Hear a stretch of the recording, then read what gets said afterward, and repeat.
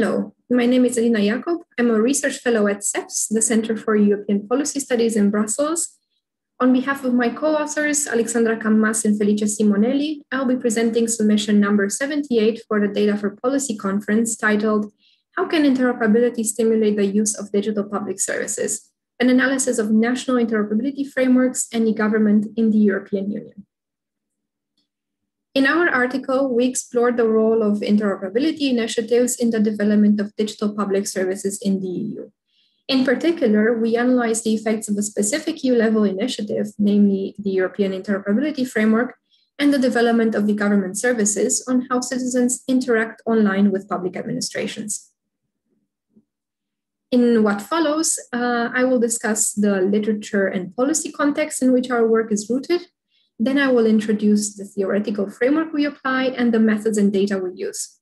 Finally, I will outline the results of our research and its policy implications. But first, let's start with the literature and policy context.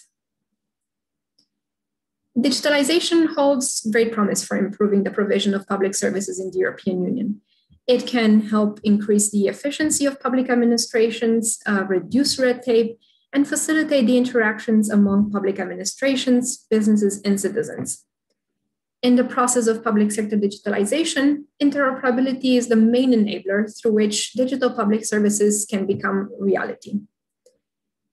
In the context of e-government, interoperability can be defined as a set of multidimensional, complementary, and dynamic capabilities that are specific to a defined network of organizations with particular goals and a common environment. More specifically, in the public sector, interoperability enables public administrations to exchange information between themselves, as well as with citizens and businesses, while ensuring that the meaning of the information exchanged is well preserved. Interoperability thus facilitates data flows, allows systems to communicate, and streamlines processes. By contrast, a lack of interoperability may slow down the development of digital public services. Several interoperability problems are emphasized in the literature. At the technical level, for instance, incompatibility of IT infrastructures, as well as the use of different data models and standards, limit data flows across organizations. Beyond these technical constraints, there are also other salient factors affecting interoperability.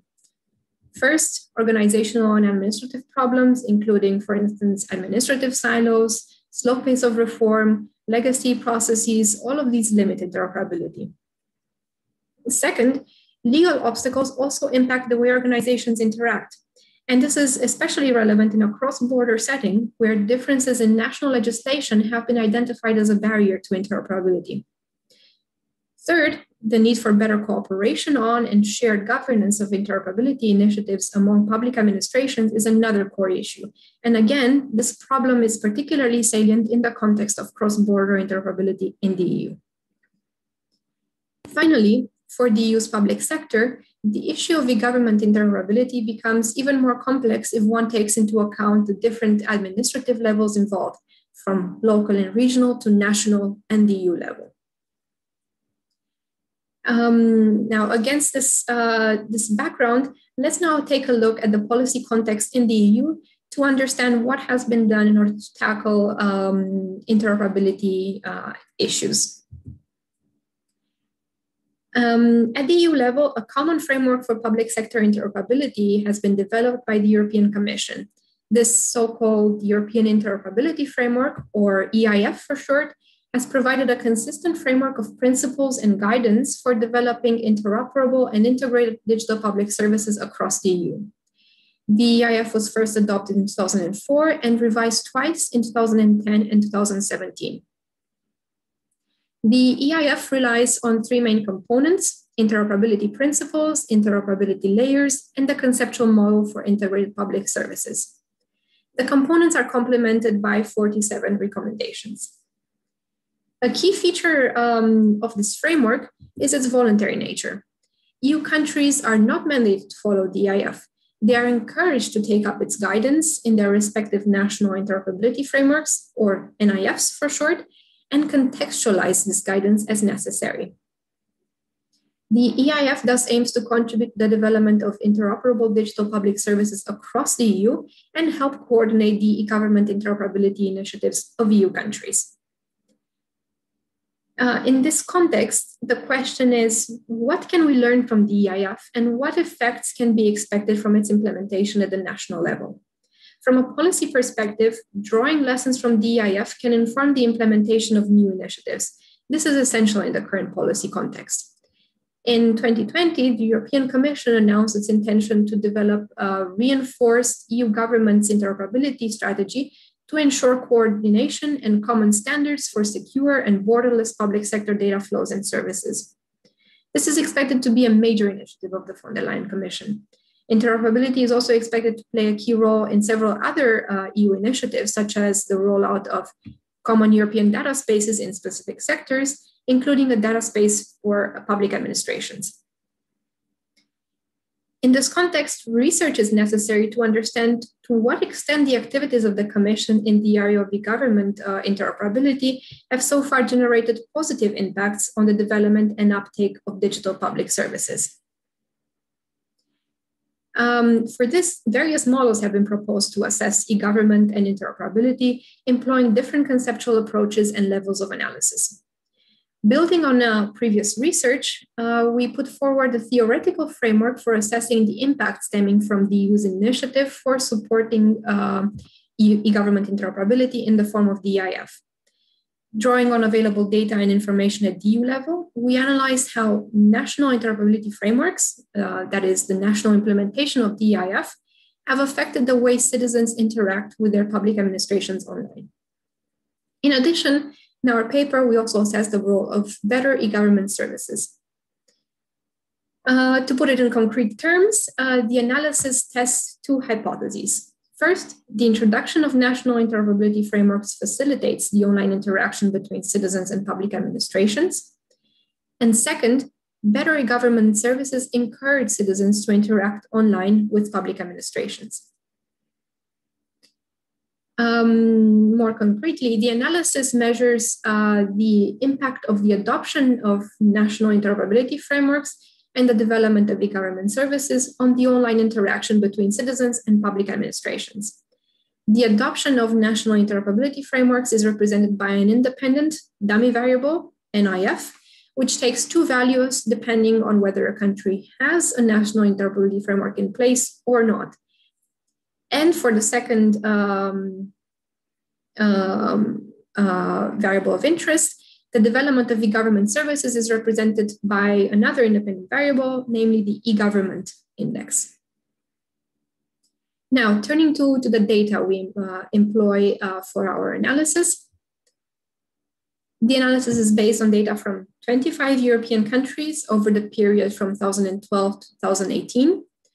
The countries include 21 EU member states, as well as 4 non-EU countries, namely Iceland, Norway, Switzerland, and the UK.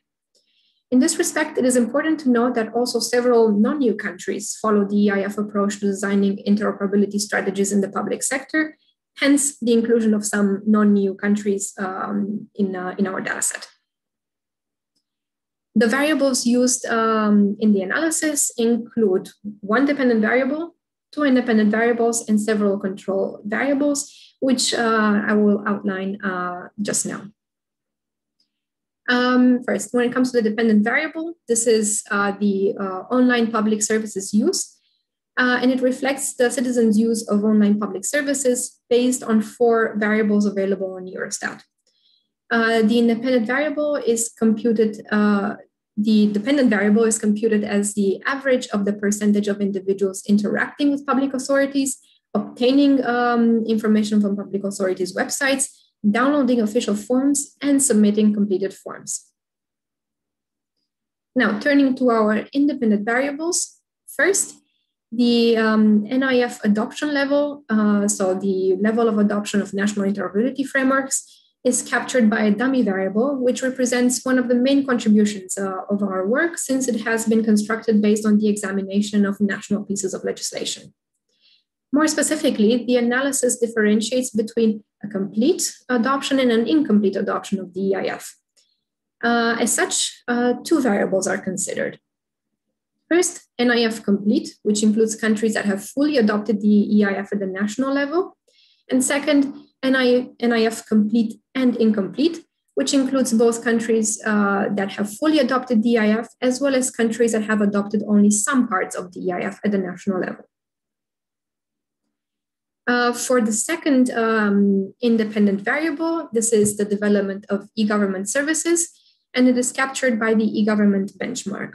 This indicator assesses the availability and delivery of online public services according to the exhaustiveness and relevance of the information provided online by public administrations, as well as the range of services provided. Finally, in our analysis, we also include several control variables based on relevant factors discussed in the literature. We thus include economic factors through the real GDP per capita, which controls for any differences that may stem from the economic development of a country. We also take into account educational factors included through two variables, national IT skills and the percentage of the population using the internet. And finally, we also account for political factors, which are included in the analysis through the government effectiveness variable. This variable captures the perception of the quality of public services. Against this background, let's move on now to the statistical analysis and the model that we employ. To test our hypotheses, we conduct a panel data analysis at the EU level for the period 2012-2018. We rely on variables characterized by both spatial and time dimensions. This is to say that we have 25 countries and 7 years of observations, respectively. The model assesses the ceteris paribus effects of each of the national factors captured by the explanatory variables on the level of online interaction between citizens and public administrations. In this model, we thus have index PA as our dependent variable, that is the use of online public services. Our independent variables of focus are index eGov and NIF with its two specifications, that is NIF complete, as well as NIF complete and incomplete. And the analysis is complemented with the additional control variables I mentioned earlier. In implementing this model, we have performed several checks to ensure its robustness. First, it is important to note that we consider actually 3 different models, correcting for biases that may result from correlation and heteroskedasticity issues. Second, the analysis controls for country-level variables that are difficult to measure or observe and that do not vary over time, such as cultural factors. Finally, no strict collinearity issues were identified. However, we carried out additional regressions to ensure the robustness of the results when the government effectiveness variable is dropped from the model, as this variable displays high correlation with 2 other control variables. Now, taking this framework into consideration, the results that we have derived from the econometric analysis we performed actually do support our main hypotheses. As a refresher, our hypotheses were, first, the introduction of national interoperability frameworks facilitates the online interaction between citizens and public administrations. And second, better e-government services encourage citizens to interact online with public administrations. Now let's have a closer look at the results. The following table presents the results of the 3 models and their specifications. The variables NIF complete, NIF complete, and NIF complete and incomplete are alternatively included as explanatory variables. In addition, supplementary regressions are included to ensure the robustness of the findings when the government effectiveness variable is dropped from the model, as explained earlier. With this in mind, there are several key results of the econometric analysis that we conducted. Let's look first at the NIF variables. What we see is that on average, and all other variables being equal, countries that have at least partially implemented the EIF register a higher level of citizens' use of the internet to interact with their public authorities compared to countries that have not adopted the EIF in their own national frameworks. However, if we look in comparison to the variable NIF complete, we see that this variable is significant under only one model. Considering the results associated with NIF complete and NIF complete and incomplete, there is one important conclusion to be drawn about the effects of these variables on our outcome variable of how citizens interact online with their public administrations. We cannot state that there is a greater effect from adopting a national interoperability framework fully based on the EIF than the effect generated by only partially implementing the EIF in national frameworks. Now, in other words, the key takeaway from these results is that the true difference is made not only by the full implementation of the EIF. The main effect seems to come from the adoption of a well-crafted set of policies which build to different extents on the EIF and which also account for national specificities in their aim to enhance interoperability. So these are the key takeaways looking at the NIF complete and NIF complete and incomplete variables. Let's turn now to the e-government index. All models confirm that the availability and delivery of online public services positively influence citizens' use of the internet to interact with their public administrations. To put it in different words, a 10% increase in the e-government index, with all other variables being equal, leads to an increase of approximately 1% in citizens' use of the internet to interact with their public authorities. So the effect here is positive, as the hypothesis also stated. Now, when it comes to the effects of control variables, two models indicate that the GDP per capita, as well as the percentage of individuals using the internet, have a positive impact on the independent variable. This is to say that the higher the GDP per capita and the percentage of internet users, the higher the percentage of citizens using the internet to interact with their public administrations. The variable, by contrast, the variable capturing government effectiveness is only significant for one model and holds the expected sign. In other words, a better perception of the quality of public services is associated with greater online interaction between citizens and public administrations. So these are the key remarkable results from the econometric analysis. But now, going back to the wider picture, how do these results relate to the policy context? Considering the role of interoperability in fostering the development of e-government and the positive impact of adopting national interoperability frameworks, this paper, in our paper, we put forward two main recommendations. First, efforts to improve e-government services across the EU should be intensified in order to support the overarching digital agenda of the EU and increase benefits for citizens. Second, and closely related, interoperability could become a mandatory element when designing new digital public services. The European Commission should foster the adoption of a common approach to interoperability across the EU by putting forward a more binding interoperability policy. Such an approach could entail the introduction of binding EU legislation with minimum requirements for interoperability to be implemented in all EU countries.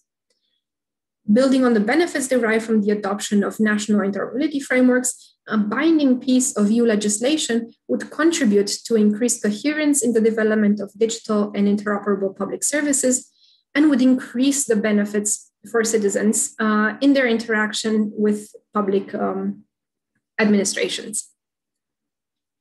Now, with this being said, I thank you very much for your attention, and I look forward to your questions during the conference. Thank you very much once again, also on behalf of my co-authors, Alexandra Campmas and Felice Simonelli.